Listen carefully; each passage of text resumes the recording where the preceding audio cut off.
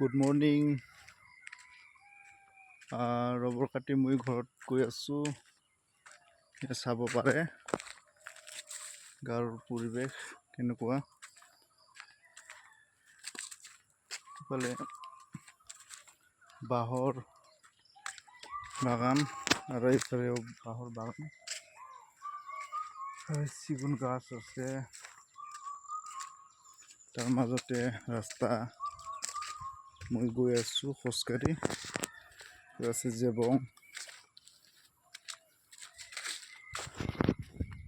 চাওক কেনেকুৱা গাঁৱৰ পৰিৱেশত। ইফালে তুলি গাছ আছে এটা, বহুত পাত সৰি আছে দেখিব পাৰে।